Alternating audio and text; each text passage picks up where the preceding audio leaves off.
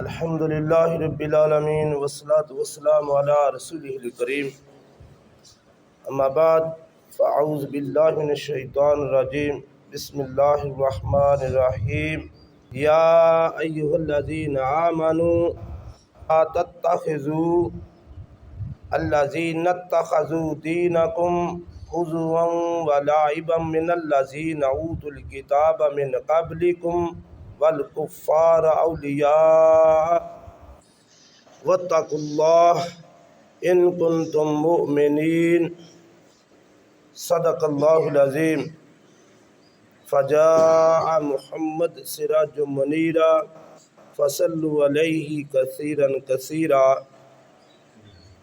سورہ مائدہ آیت نمبر 57۔ ارشاد باری تعالی یا ایہا الذین آمنوا، اے ایمان والو۔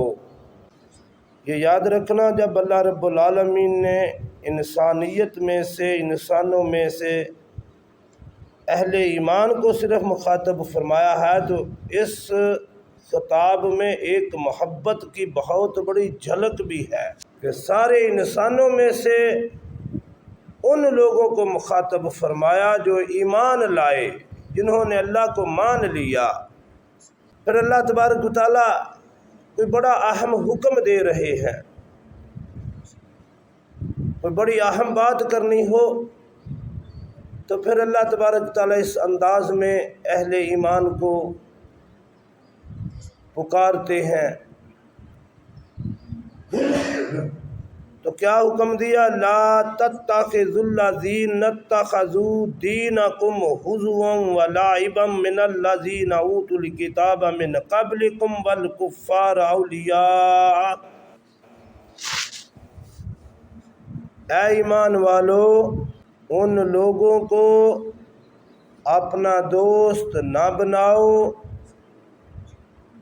جو تمہارے دین کا مذاق اڑائیں، اور وہ لوگ اہل کتاب میں سے ہوں جو تم سے پہلے گزر چکے۔ والکفار اولیاء، یا کفار ہوں،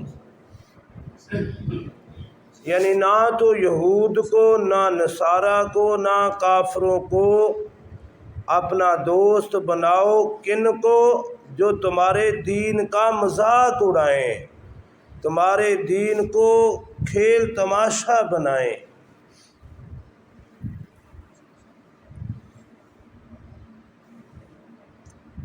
کیونکہ جب دین کی اہمیت دل سے نکلے تو پھر ایمان نکل جاتا ہے۔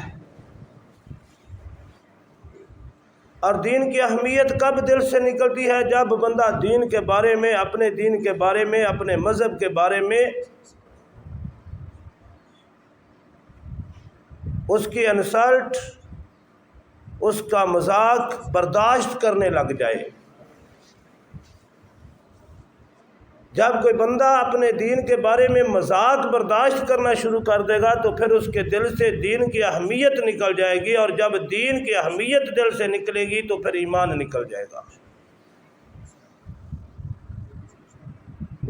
اصل یہ چیز ہے۔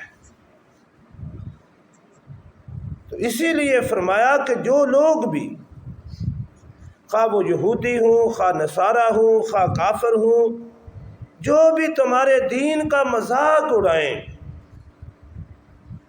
ان کو اپنا دوست نہ بناؤ، ان میں اٹھک بیٹھک بھی نہ رکھو۔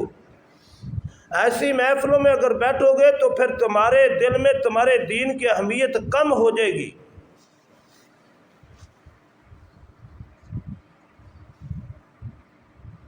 جو لوگ شعائر دین کا مذاق اڑاتے ہیں ان کے قریب بھی نہ بیٹھو۔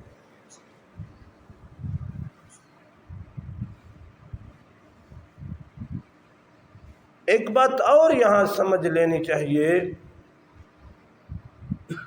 کہ مسلمان کو بھی کسی دوسرے کے مذہب کا، دین کا مذاق نہیں اڑانا چاہیے۔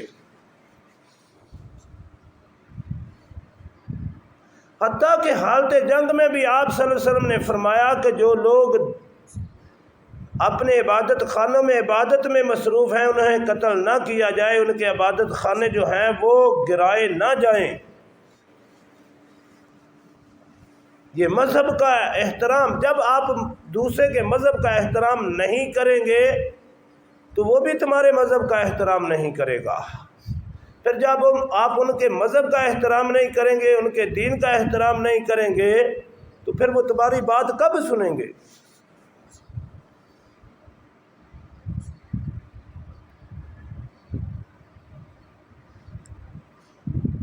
تو اہل سنت کے نزدیک اسے دوسرے کی عبادت خانے پر حملہ کرنا، اس کو گرانا، یہ قطعاً جائز نہیں ہے۔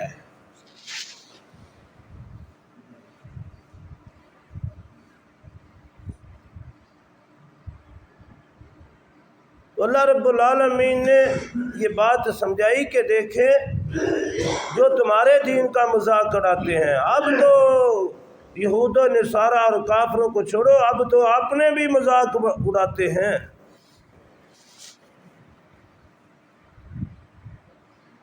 اپنے بھی دین کا مذاق اڑاتے ہیں۔ یہ بہت بڑا جرم ہے، اس سے تمہارے دل میں دین کی اہمیت ختم ہو جائے گی۔ جب دین کی اہمیت ختم ہو گئی تو پھر دل سے دین نکل گیا۔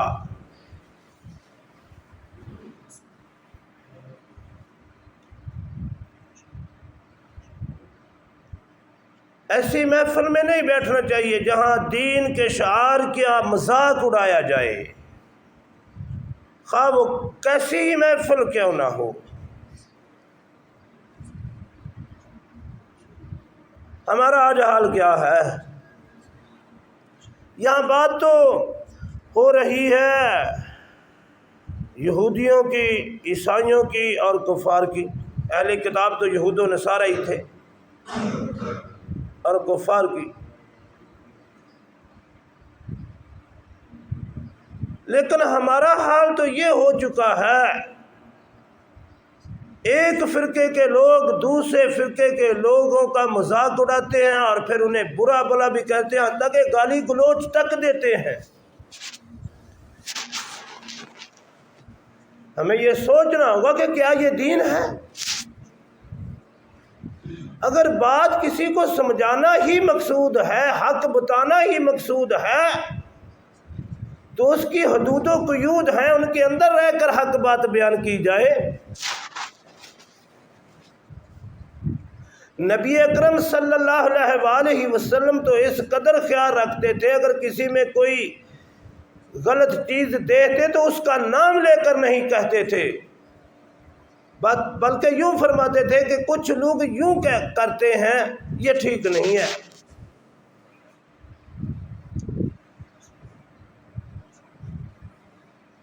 تو یہ بڑا احترام بڑا ضروری ہے۔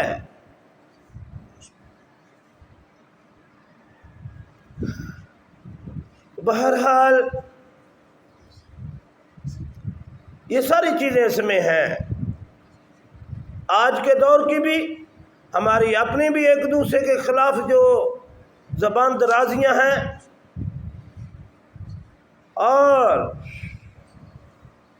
پھر خصوصی طور پر جو اہل کتاب یہود و نصارہ اور کافر دین اسلام کا مذاق اڑائیں، ان کے قریب تو بیٹھنے کی بھی اجازت نہیں، ورنہ دل سے ایمان نکل جائے گا۔ فرمایا واتقوا اللہ، اللہ سے ڈرتے رہو، تقوی والا راستہ اختیار کرو، اپنا تعلق اپنے رب سے بنا کے رکھو۔ یہ ساری چیزیں اس میں آ جاتی ہیں تقویٰ میں۔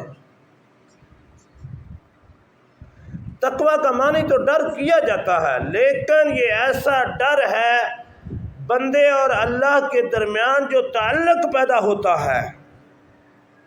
لا الہ الا اللہ محمد رسول اللہ پڑھنے سے جو تعلق پیدا ہوتا ہے، بندے اور رب کا جو رشتہ بنتا ہے، اصل میں اس تعلق، اس رشتے کے ٹوٹ جانے کا جو ڈر ہے، اس کا نام تقویٰ ہے۔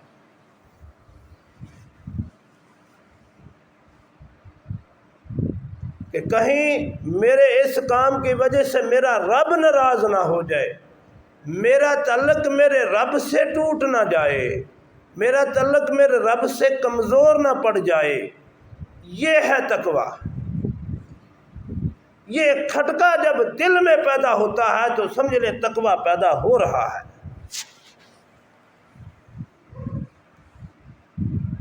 یہ جو اردو میں ڈر ہے نا، اس کا مفہوم تقویٰ، یہ لفظ تقویٰ کے مفہوم کو ادا نہیں کرتا، لیکن ہماری مجبوری ہے کہ اس کے علاوہ کوئی دوسرا لفظ بھی نہیں ہے۔ اصل میں تقویٰ اللہ کے ساتھ جو تعلق بندہ کا بنتا ہے، اس تعلق کے ٹوٹ جانے کے ڈر کو کہتے ہیں۔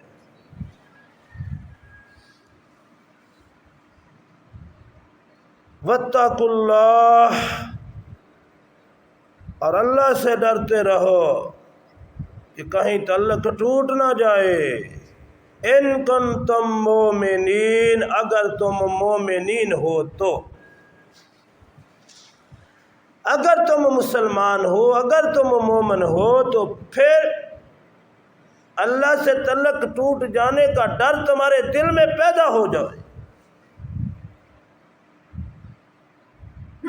پھر اللہ سے ہر دم ڈرتے رہو، اللہ کی ناراضگی سے ڈرتے رہو۔ اور یاد رکھنا، پیچھے جو آیات گزر گئی ہیں نا، ان کے ساتھ بھی بڑا اس کا گہرا تعلق ہے۔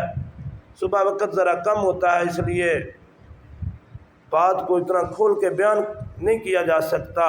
پیچھے اللہ نے فرمایا نا کہ مجھے دوست بناؤ، پھر اللہ نے فرمایا میں یحبہم و یحبونہ، پھر اللہ نے فرمایا میں دوست ہوں اہل ایمان کا۔ جو ایمان والے ہیں تو ساری چیزوں کو سمجھایا، یہ ایک تعلق بن گیا نا، محبت کا ایک تعلق قائم ہو گیا۔ پھر اللہ نے فرمایا یہ محبت کا تعلق جو ہے یہ ٹوٹنے نہ پائے، اس کو برقرار رکھنا ہے۔ اگر تم مومن ہو، یہ رشتہ، یہ تعلق میرے ساتھ جو تار جڑی ہے یہ ٹوٹنے نہ پائے، اگر تم مومن ہو۔ اللہ اکبر۔ اللہ تبارک و تعالی ہمیں ہمیشہ ایمان پر قائم رکھے، ایمان والی زندگی بسر کرنے کی توفیق دے، ایمان کی حالت میں موت عطا فرمائے، اہل حق کے ساتھ زندہ رکھے، اہل حق کے ساتھ موت عطا فرمائے۔ اللہ ہمیں قرآن کو سمجھنے کی، اس پر عمل پیرا ہونے کی، حضور نبی اکرم صلی اللہ علیہ وسلم